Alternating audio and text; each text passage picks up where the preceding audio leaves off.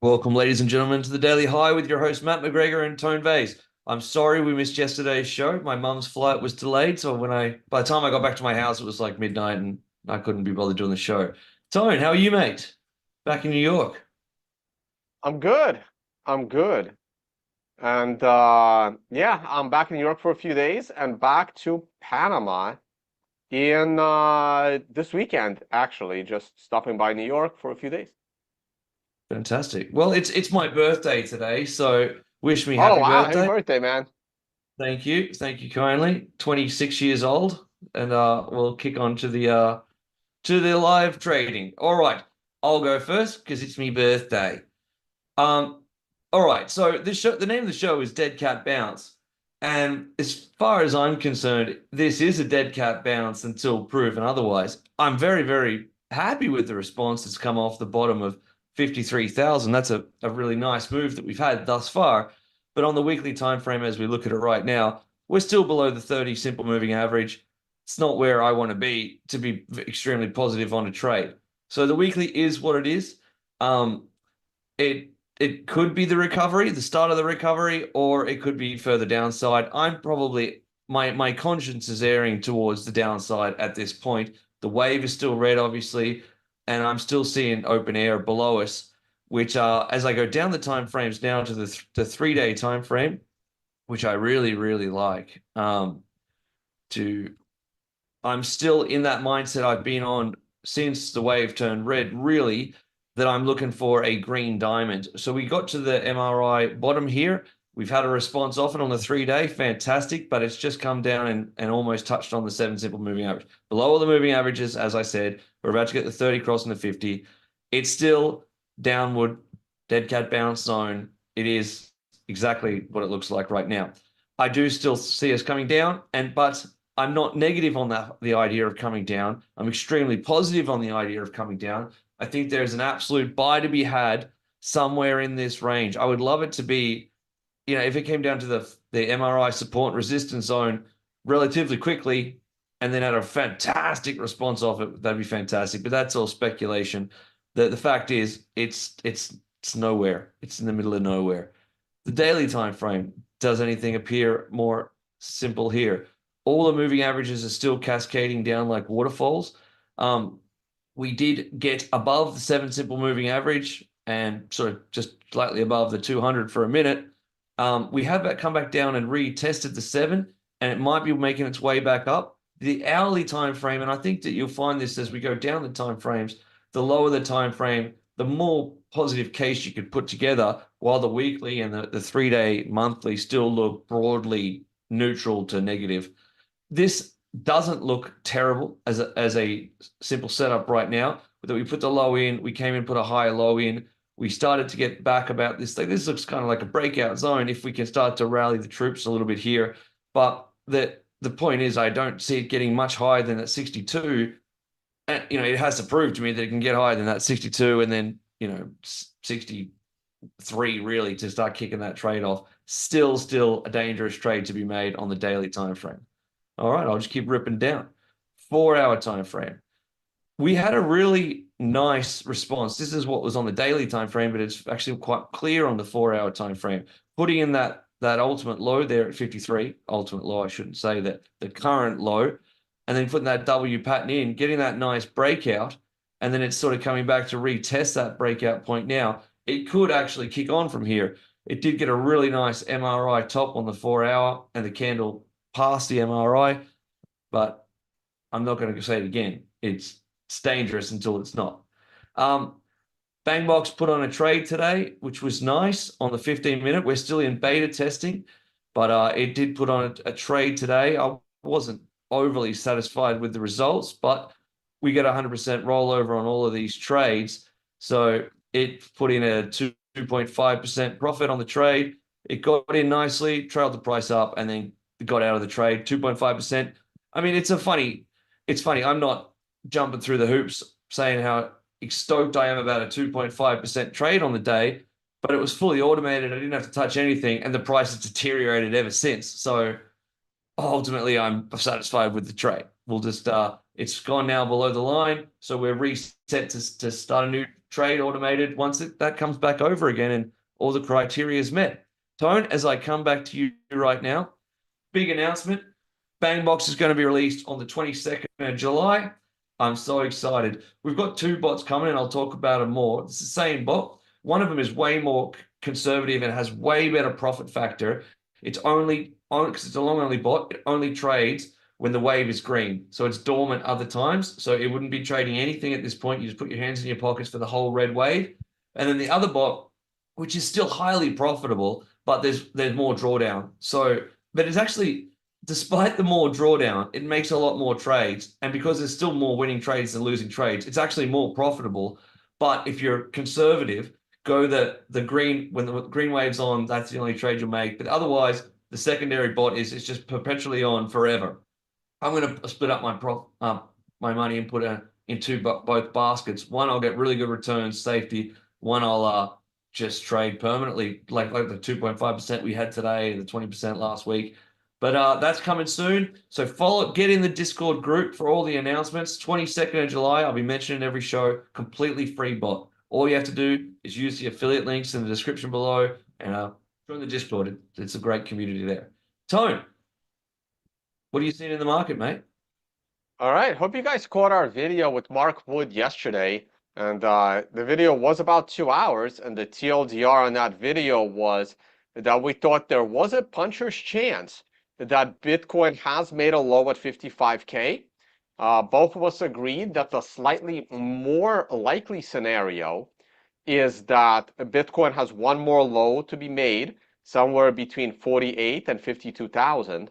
And the lowest probability outcome, which makes sense, is something below 48,000.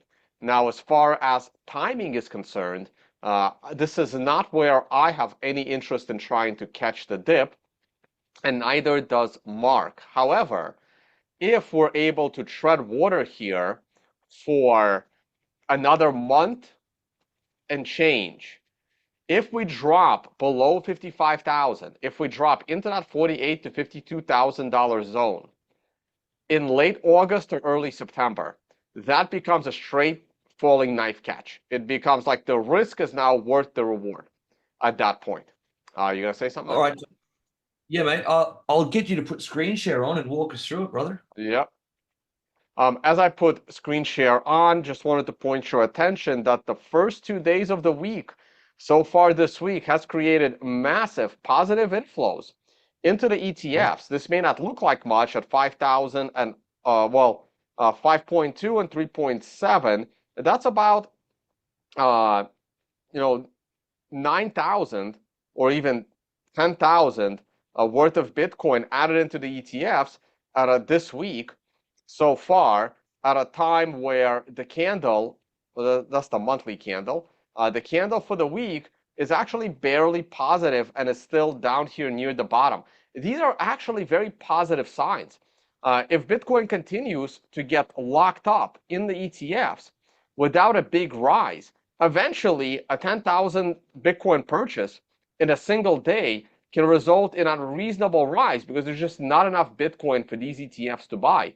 And the miners are not mining as much anymore since the halving, and that's why Bitcoin just needs to hold it until like September, October, and then I'm expecting all of those little tiny things to add up. And like Germany is going to sell all of its Bitcoin, and Mt. Gox is going to sell all of its Bitcoin, and the US government is going to sell all of its Bitcoin, and there's not going to be much left to sell. Well, the weekly chart still looks very, very weak. It was kind of promising this morning. I didn't even realize Bitcoin made it all the way to 59.5. When I woke up, it was 58.5, and now we're down to 57.5. So Bitcoin's already dropped $2,000 this morning, and it's not looking good. This is very weak. Bitcoin should have stayed above 58,000 at least, and now that we're past 10 a.m., and it doesn't look like there's much of a 10 a.m. rebound here. So definitely looks on the weak side at the moment. So therefore, nothing to do on allocations. The allocations will remain 100% cash. And the longer it stays 100% cash, the lower the price will it be when I finally get to allocate back in because the moving averages will catch up. Once again, in a perfect world, I don't have to worry about a crash in Bitcoin. We consolidate here for the next month and a half, maybe even 2 months.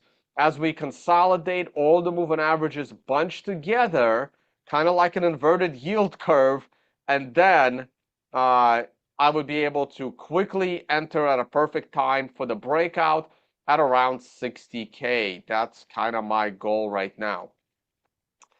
Daily chart, very ugly looking candle, very ugly. Had a chance to get back over the 200-day moving average. It would have then at least touched the 20 period moving average. This is a very ugly candle. It still has about 8 hours to reverse itself, but right now it's looking like a disaster. If today is closing below 57, I'm going to say 48 is coming sooner than later. We had a shot. This is, had we closed above prior highs or right at the 200-day, anything above 58 and a half, I would be kind of bullish into the rest of the week. This is a complete disaster this morning. And if you need to pay some bills, I say do it before 2 p.m. Eastern time. Here's that hourly chart. Beautiful candle. I mean, this is what you want to see. You had one candle, it closed above multiple resistance levels, closed above the MRI resistance line that we've had for, wow, on the hourly chart since July 5th. That's a pretty strong close. It was a green star close. It happened at midnight last night. I actually was already asleep. Happened at midnight last night Eastern time, and then it's just a waterfall since then. Uh, this feels to me like there was a big seller, right? The timing also matches. I still have no clue what's going on with Germany. I had no idea why Germany even had Bitcoin. But hey, they gotta pay. They gotta pay the Ukrainians somehow, so they're selling off their Bitcoin, I guess. And yeah, this feels like something out of Europe. I mean, this is daylight in Europe. This is the middle of their day. And something must have been happening. Massive Bitcoin sales here because the US is asleep. This is the kind of bunching up of the moving averages I want to see. There is a chance that now that the hourly moving averages are finally rising, that we're going to bounce from here. But something doesn't seem right. And more likely, this is it. I'm not gonna hold my breath here. I'm gonna anticipate that we are going lower. Can you We are just go back to definitely, the 1 hour? yeah. Sorry, can you go back to 1 hour for a second? This is a really there's a high distinction there. Back to that 1 hour chart you had, the previous chart, man. See how when we broke through the MRI support and the 1 hour, sorry.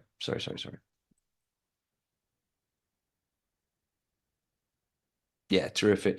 See how when we broke through the MRI support and resistance zone there with great strength, and then that cascade waterfall that's coming in the next 9 hours that post that.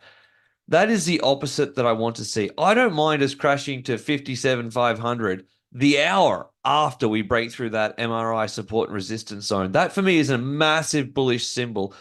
If we like immediately in 1 hour crash below it, that just looks like there's like exchanges betting the opposite way to all the people who got overexcited and over leveraged long, wicking them all out. And then an hour later, I would always take that trade to get off about the price we are now for a rebound. But when it happens slowly like that, waterfall over a 9 hour period like that, that just looks awful. It's not the same thing.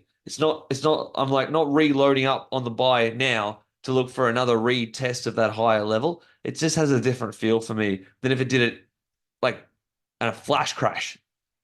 Do you have any thoughts on that? Yeah, look, I will say that the volume was very, very timid on the drop down. The big volume spike came in this prior hour, the 9 a.m. hour. However, today is Wednesday. The CPI numbers came out. We're doing a Twitter space. Actually, I'm curious what the CPI numbers are. Let's go and take a look at that. Oh shit, they come out tomorrow, not today. Damn, why did I think they were going to be today? CPI, I thought it was on Wednesdays. Ah, they're coming tomorrow. Damn it. Okay. All right, too bad because we're doing our Twitter space today talking about CPI, but that's okay. And yeah, I don't know. Something is weird here. I like that the hourly CMF remains positive. Yes, it's dropping, but it's still positive. The RSI is coming into an oversold territory. You can see how the moment it hit oversold last time, it had a nice reversal candle and then it made a new high. The MACD was all the way in the negative zone last time. Now it remains in the positive zone. Uh, and look, there's a chance we're gonna rebound off of 57 and try another rally, but I don't know. Something seems off about this drop. The 4 hours got a shot. Look, we have a shot, right? It's the same thing Mark and I were saying yesterday. There is a chance that 55 is the low. There is a small chance, but I'm not betting on that. For me, I'm not entering any bullish trades until we've established 63,000 as the new low. We need to get up there. We need to break the $63,000 high on this 4 hour. We got to get above all the moving averages, and we have to fall and hold those moving averages on the back end before I consider going long. You can see how the CMF on the 4 hour is about to go red. It's just too much that needs to happen. We have a nice rise here. I can make it a smidge steeper to kind of match with the moving averages. And I'm going to get rid of these arrows. I don't need them anymore. So if we can rebound from here, I would need us to get above 64, and then I would need us to back test and hold 60. And only then would I consider an entry off of 60. This thing is getting too cluttered. Delete, delete, Oh, delete. what I've got you, Tone. Can I ask you a question? Yeah. Um, just to play devil's advocate here. I made it very clear, and I've made it very clear for a long time. I'm looking for at least a 3-day green diamond. Now that we're in a downwards market, my target is a 3-day green diamond, a weekly green diamond, even better if that comes in, or a market recovery. Right. So that puts me in line with what you're saying with the market recovery. That's fine. Is there any point to the downside that you would catch a falling knife like I would? Is there any downside, you said? Yeah, is there any downside target? Like I've got clear defined downside targets. They're not a price orientated. They're alphanumerics indicator targets that if we get to 3-day green diamond, a weekly green diamond, I'm 100% going long with the prospect of, well, later in this year, next year, I don't care when, I'm happy to sit on it. We're going to be higher than right now. Do you know? And they're the best trades have ever made. Where I'm like, fuck it, don't care. I'm buying here 17,200. Couldn't give a shit, and I'll hold it and see what happens. I don't care if we go low at this point. Do you have any of those targets in mind, or you can't trade like that, or you're not interested in trading like that? It has to come with a time target, right? So I would catch a falling knife in September, not in July, right? Like in July, it can be lower. So in September, I'm willing to catch a falling knife below 50. Right now in July and August, I would need below 50 and an MRI. Does that uh, does that help? Yeah, it does help, and that's the right answer. I just have to reiterate the fact that the three best trades I've ever made were made at a point where I thought the market was just extremely oversold, and the price did get a little bit lower in a couple of those occasions than the price I entered at, and I didn't mind because I knew I could visualize the price being higher later in time, so I was happy to submit to that, and I urge people to consider it that way as well. You don't have to get the bottom. All right, let's quickly cover the S&P 500 here. I'm going to go to the daily chart on the S&P, and now everything is in line. There should be an MRI top across the board on all traditional markets if the MRI top decided to work.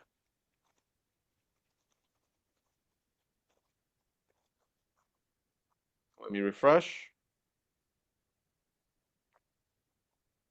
It's a lot of code. Sometimes TradingView can't handle it. There it is. The MRI top came in yesterday in the S&P. The futures market has an MRI top. What's today? Tuesday? Wednesday. Today's Wednesday. The futures market will have the MRI top on Monday. And as you guys know, I believe Tesla is about to top any day if it hasn't already. As I said, I expected yesterday to be the highest price in Tesla. If we look, yesterday's high in Tesla is 265.61, and today is 265.72. So, right? Yeah, so we broke the high by 11 cents. So far, I'm wrong by 11 cents, but Tesla has already started trading down. This could be it for Tesla. And if we look at the NASDAQ, I may be logged into my trading account all day today. If we look at the NASDAQ is topping today, which is why I am exempting the S&P 500 from topping yesterday because the NASDAQ has an MRI top today. The weekly MRI came yesterday. I just have this feeling that the S&P can take a nosedive Thursday and Friday, closes as a red candle, creating a weekly closing high. I'm speculating a little bit here, but I'm going to be eyeing the traditional markets later today for a potential critical top. The S&P is rallying like a bandit right now. We can look at the 5-minute chart. There was no 10 a.m. reversal this morning, so I am eyeing the 11 a.m. reversal where everything is going to come off the wheels.